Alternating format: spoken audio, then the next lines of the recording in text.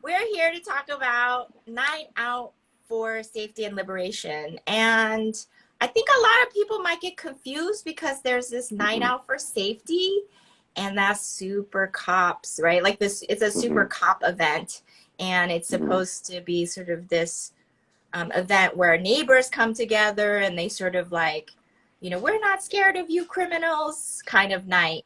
And that is not what this is. No, absolutely not. And we need to be really explicit about that. Like there is an event, National Night Out, that will be the same night, and there will be what they're calling block parties all over the country.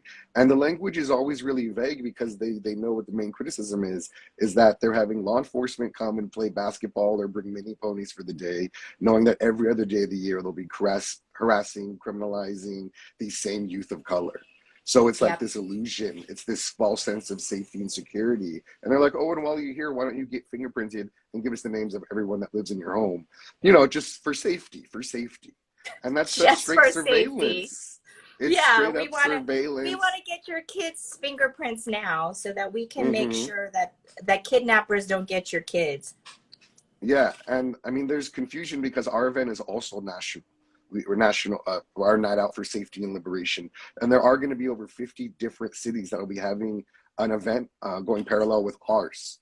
And those are all people, those are all organizations that are committed to a vision of safety and liberation that's not rooted in policing and prisons. The very first National Night Out started in 2013, and it was a direct response to the murder of Trayvon Martin.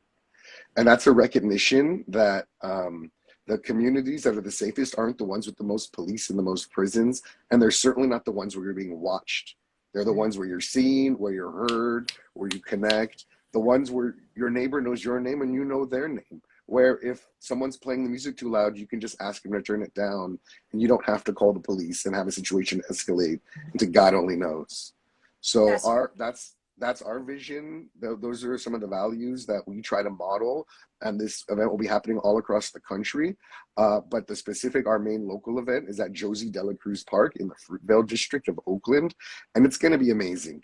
It's going to be really exciting. We have over 20 different service-based organizations that are going to be tabling. We're going to have a jumper for the kids. We're going to have a mariachi band, a drag show, just a whole bunch. I didn't know about the drag show. Yeah, Africa America will be performing a drag show. So there's a lot. There's going to be poetry, and then the food. We're giving out hundreds of pupusas, backpacks, homemade air filters. The fire season, we're in it right now, and the wind changes direction, and suddenly you got to close your windows and you got to have a filter. So we want to make sure our people are resourced. We're going to be giving out backpacks and just all kinds of resources to really recognize that, like, that's safety, that's community, that's bringing people together and allowing them to meet and connect when there's music and food and a beautiful day at the park, and not like in the moment of conflict when there's been some sort of breach or some sort of issue that comes up. Like, that shouldn't be the time when you're meeting your neighbors. You should already know one another by then. So our hope is to facilitate spaces where people can come and experience art and like a positive vision for liberation. And this year in particular, one of our main themes is gender justice. There's just such direct attacks on female bodily sovereignty and on the trans community as well. So much demonization, so much cruelty. And we know in a lot of other states, like, they're regressing in really significant, really scary ways. So we have to have a model of liberation that includes all of our communities at the forefront and center, not from a place of like, oh, you're okay, or you're accepted, but you're celebrated and you're lifted up and you're really part of this vision. So that's what we're trying to present. That's what we'll be having. The event will start tomorrow at 4:30 till 8. And we're hoping, that hundreds of people come out with their children, and there'll be areas for people to like sit on the grass and picnic, and tables and such set up for people to eat with their families. Yeah. And we are encouraging people to, wear masks, to do the hand sanitizer. We are trying to it's a large enough venue that everyone should have enough space to be able to be socially distant, but still have a sense of community that I know a lot of us have been missing during COVID. That's right. And Eric put in the chat, community unification. I think that's such a great way to look at that. And And I'm wondering, I know we didn't talk about this, but I see Nifa on, and Nifa also works for Ella Baker Center. I'm wondering if Nifa, if you're available, and if you want to join, like to Yeah, request pull to her up. join, because I would love to have Nifa come on too, because I think like there's so much more work beyond the night of safety and liberation, right? Like it's not, it's one night where you could like bring a lot of people together, right? But this is an opportunity for you to, for, it's also in conjunction with a lot of work that L Baker Center is doing, right? It's not just one night and then we're like, okay, that's all the work we're gonna do, or that's all we plan to do this year, because I know L Baker Center is doing so much more than that. And you know, what I love about the night out for safety and liberation is that there's food, there's culture, there's music, there's a sense of community that really brings play. And there's Nifa. What's up, Hey, Nifa? I could barely talk. I was like checking on y'all, and I'm trying to come in the meeting. I'm like, oh my God, let me hurry up and get in. Well, so I was just saying, you know, so, you know, the night for safety and liberation is like so much more than just that one night, right? There is all of these things that are coming together for that night, but there's so much work that you all do that also create safety in a way that, you know, is beyond sort of this carceral policing system, right? And so I guess we want to share that as well, right? Because tonight, I know tomorrow is going to be a lot of work, and I'm actually really sad because I have to go on this work thing and I won't be able to be there. But we do have staff that are going to be coming through to just support and stuff. And so, but I know that Nifa, you do some like community healing circles with folks. And so can you talk a little bit about that? Because I feel like that's such a, it's such a part of the work that I don't think a lot of people think about. They think we just do a lot of like, let's call board of supervisors, let's protest, let's, you know, demand, blah, blah, blah, right? I love that you said that, because even thinking about night out for safety and liberation, right? Like it starts with us being in community with each other and like holding that space. You know, we talk about neighborhoods, like you got to meet your neighbor, you got to check on them, you got to like show love to them. And we talk about healing is us being present with each other in a moment, in a trauma, whatever a person is going through. Like, how are we supporting them in that way, right? Like, how are we there for them and standing in with them? So I feel like it's all connected. Like, I get so cliche with it, like, oh my God, let's just give love to everybody. Like, you know, like, but that's really true. Like, so for real, like, you really got to start showing love to people. Like, people can feel seen, feel heard. Like, that's all it's about, us showing up and being. So the healing, like, it's important because, like you said, we talk about the protests, we talk about the marching, but we don't get present with each other. We don't hug each other enough. And I know it's COVID or whatever, but like, we don't, you know, I know, but like still, like, I'm still trying to hug people because it's like, I need that love and support. And that is what's keeping us going. Like, that's the real liberation of our people, when we can have joy with each other and have a good time and feel love, like on some real stuff. Like, that's the fight. Being able to be loved by a person in our community. Right. Not, it don't have to be your family member. You know what I mean? You build that connection with any individual that you come across. So healing starts with that compassion for each other. So what does that look like? What is the support circles that you do? Yeah, I mean, so right now, because we have the Healing Through Action program, it's being present in the trauma of the families who lost their loved ones to state violence, police brutality, and in custody deaths. So what we have created is a space for these families to be in it with each other, because I don't know what that's like to lose a child, you know, but these mothers, they do, and they provide their sisterhood together. So that looks like us holding space. Like something that one of the mothers shared is like, I can't cry in front of other people. Like, I feel like a burden.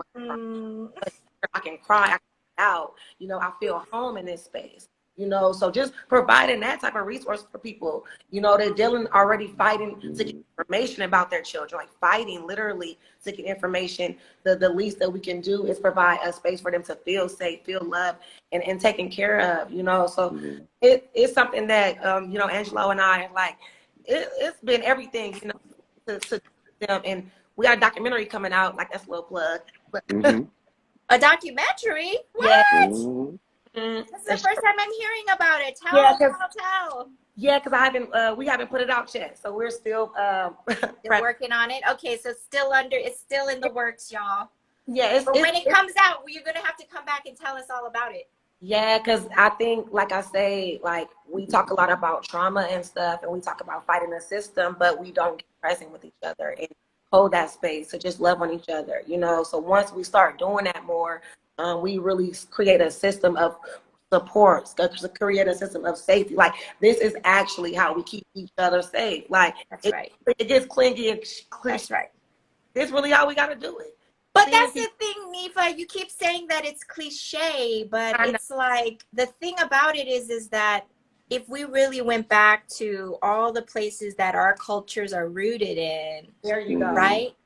That actually isn't corny, right? Yes. Because, like, you know, when I think about the ways that like this system has like torn our families apart, either by war, by slavery, by you know, like taking over the land, and you know, like genocide, that to the core of it is like pulling apart that love that we share, right? And when I think about it, you know, last year Bell Hooks passed away, and so like this is sort of around the year anniversary. I've been like really, I've been rereading her book, you know, the New Visions of Love, right?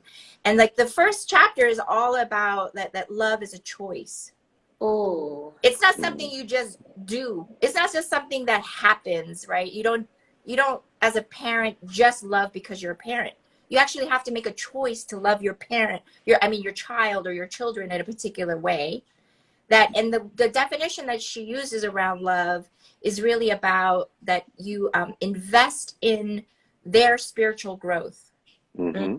And when I think about that, right, when I think about Asian culture, when I think about African cultures, when I think about Latinx cultures, when I think about indigenous cultures, the heart of all of our communities and our indigenous practices and our innate practices come from a place of love. There you go. And this like capitalist, like white supremacist system actually created where it's about need and care only, right? And that love is just something that happens to you, right? But that it is actually a choice. Like that, you know, I remember that it's always been a conflict for me, you know, like growing up is like the choices you have to make as an Asian woman or a Korean woman needs to look like this, right? And so then it was like put me in a box, but it was very much rooted in the intention around you have to think beyond yourself as an individual sometimes. There you go. Right? And the other part to that though is that it doesn't necessarily, it's been skewed and changed, but like when you really look at it, that the investment in the individual is so important, right? Like then why would you feed people? If you didn't worry about the individual person, you wouldn't be talking about food, right? So, or you wouldn't be talking about like, it looks like this, like I want to invest in you so that you can be part of this bigger thing. And so I really love that, you know, what you're talking about is like this beyond policing or beyond a police state is one where we actually care about, like, how are you doing? There you go. Yes. Right? How are you doing? And Angelo, I wonder if you could talk a little bit about that too, you know, because I know you shared a lot. You shared really quickly, like a lot of the stuff that's happening at the event. But I know that every part of that's intentional, right? There's every piece of it is intentional. It's not like, oh, we always have to have a bouncy house. Like there's a reason you have to have a bouncy house. This is our first year having a bouncy house. We have had bubble machines in the past, and we've had some success with those. I mean, the event, you know, it really evolved a lot after COVID, because these events have been going on since well before the pandemic. But once the pandemic hit, we really spun out the mutual aid component of it, scaled that up to quarterly events, and kind of let the show part of it and the communal building part of it fade away, because we were just trying to move people through in an orderly fashion whilst keeping them 6 feet apart with masks on to make sure we weren't doing mass spreader events.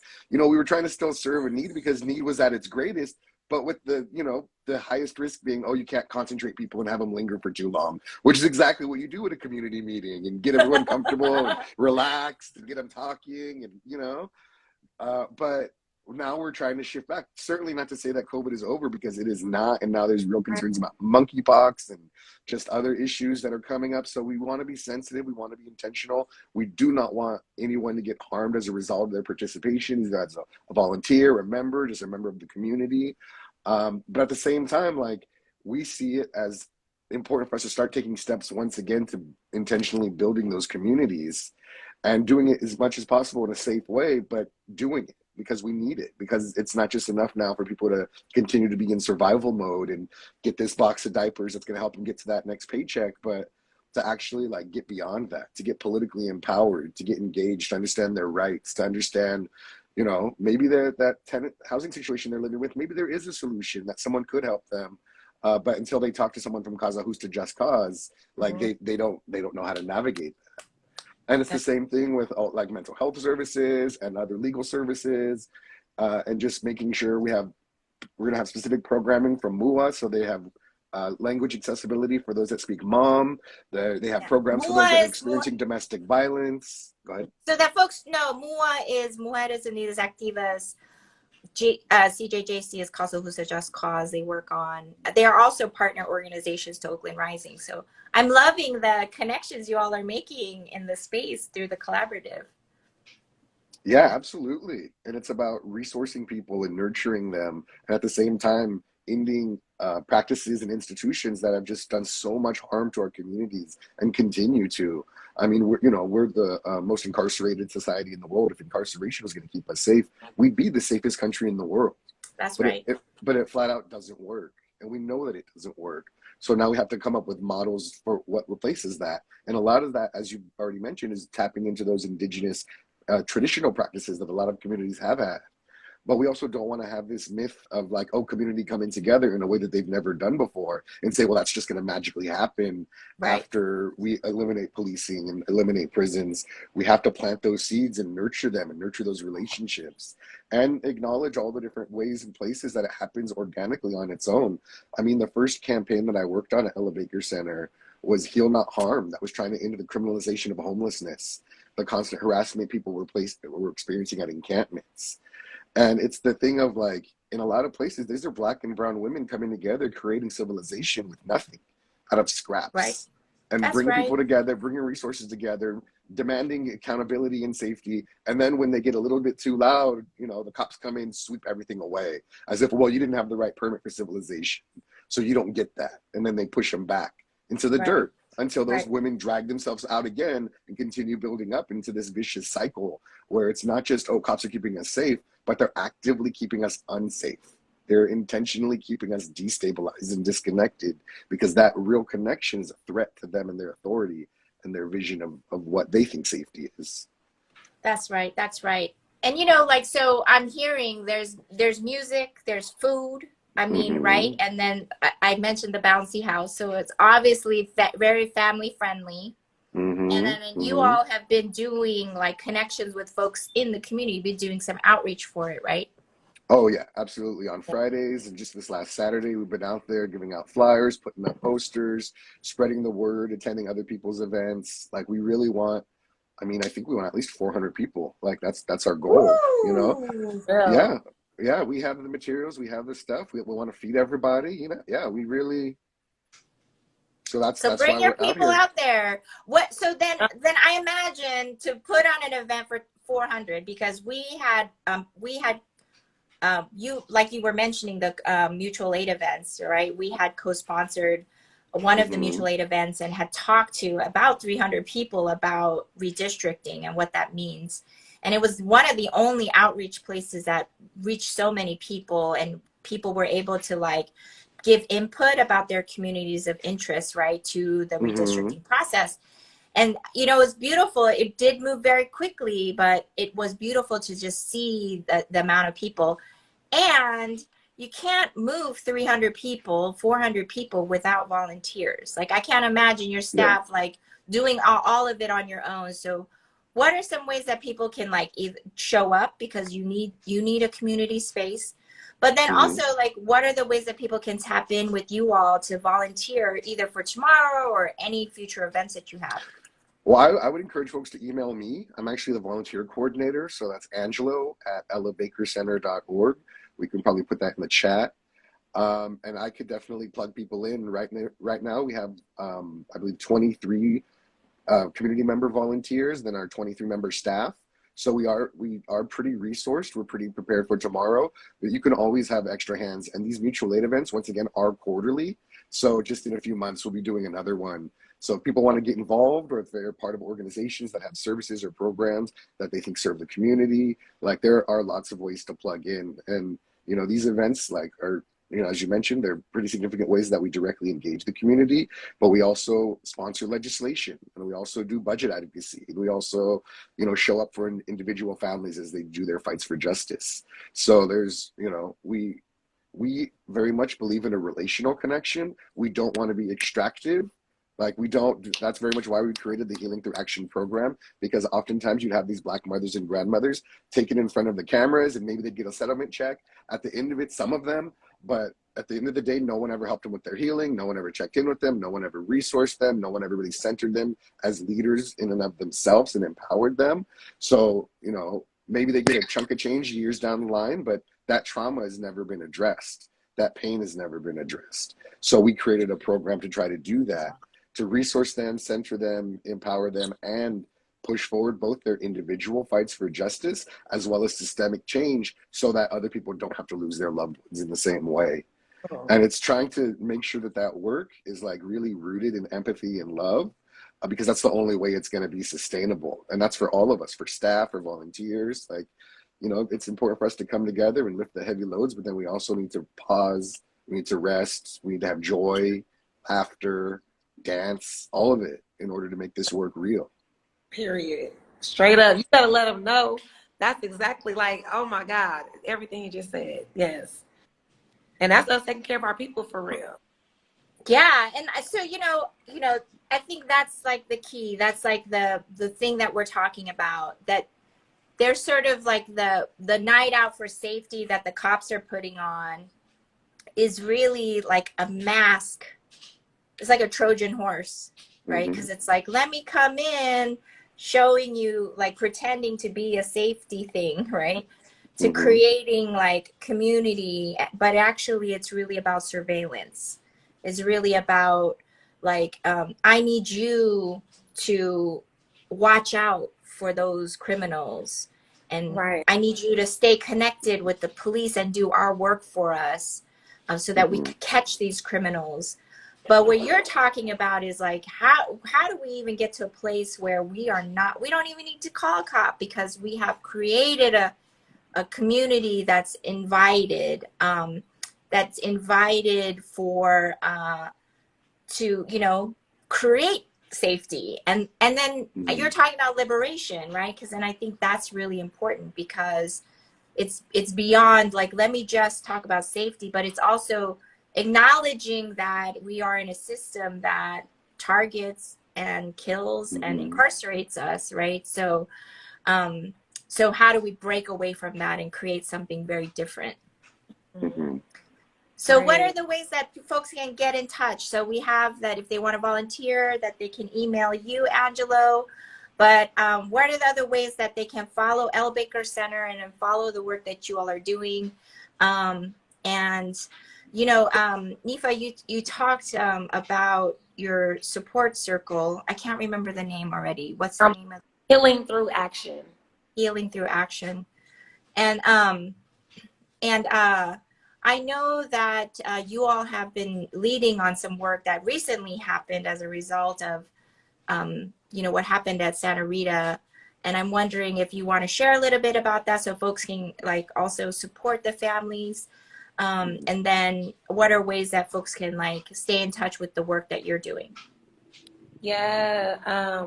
I think when I think action, like it's tricky because it's we really being one with folks in their trauma, so it's emotional. It's a lot of emotional labor, I'll say, and this is a part of the work that most folks don't get into because it's tricky. You're going to be crying in this space. You're going to be holding people in a way you probably never held people. But the ways to get them plugged in is you can email me Nifa at ellabakercenter.org to plug in to learn about the families and potentially get involved with the documentary when we release it because we want to do screenings and stuff. But as far as like Santa Rita Jail, unfortunately, we're seeing that, families are still losing their lives. Loved ones are still losing their lives inside Santa Rita Jail. And the way we support is by the reaching out to that family and being there. We do have a GoFundMe. I don't know the link right now for Nick Pena's family. And we are supporting them right now after the horrific thing that happened to Nick inside Santa Rita Jail. This is unfortunately an ongoing thing for us. It's tricky, but to stay plugged, you can email me, email Angelo as well. Angelo, if y'all don't know, he is a lawyer. So we be using our legal arm a lot of the times to get information from the Attorney General, because unfortunately some of these mothers still are not getting the coroner's reports. They don't still have documents around what happened to their children, and we're fighting to get this information. And that in itself is sad, but yeah, sorry. Why you apologize? You got nothing to Oh, yeah. apologize for. That's Yeah, so Ella Baker Center will share out Nick Pena's family GoFundMe. My understanding too is that Nick's mom is a member of Casa Justa Just Cause, and so our communities are small and they're tight, much tighter than you can you really know and understand. Right? There are X number of people living in this city in Oakland, and there's X number of people living out here, but our circles are actually much closer than you think, right? And so, so anyways, I really appreciate the work that you all do. Really appreciate you coming on here today to talk about the Night Out for Liberation and Safety, Safety and Liberation. Sorry. I just want to acknowledge, some of that was put in the chat. They call it National Night Out. Its roots weren't even set in the framework of safety. It's more recent. They've co-opted the messaging, and I want to acknowledge that. Also acknowledge that they're saying, you can go to Ella Baker Center for some of that GoFundMe information and follow their social media. So Ella Baker Center. You can go to ellabakercenter.org, follow all of the work and see all the things that Ella Baker Center is doing and has been doing for 25 years, you all. It's been a long time. And also, of course, follow Oakland Rising, follow oaklandrising.org, sign up for our newsletter. You can also go to oaklandrising.org/donate and donate a little bit if you want to. That always helps fund any of the work that we're doing together with our collaborative partners. And so really excited. And again, I'm just going to remind folks who are still on, we are 99 days until the general election. And I'm going to say it again. I've said it before. No one ballot measure is going to save us. No one elected is going to save us. But we know that oftentimes when we work together, we can move things within that system that can help mitigate the harm that's done to our people, right? Until we can get that $350 million from Oakland Police Department that they get from our general fund, when we can get that $450 million from the sheriff's department at the county level, when we are there, when we can liberate that money to give back to the people, then we know that our work is done. We've done our work, and we know there's so much more to continue to do. So show up. We're going to be volunteering. We're going to have volunteer days. You can volunteer with Ella Baker Center to come walk with us, talk with phone bank with us, but show up, because that actually at the end of the day is what we really need, is people to show up and do the work. So join us to do that. Thank you, Nifa. You weren't even planned to be here, but you joined me on the fly. I'm like, I got y'all. What's up? And Angelo, thank you, of course. It's always a great pleasure to have you and be in a space together with you. I really appreciate you, brother. Thank you. Have a great day, y'all. All right.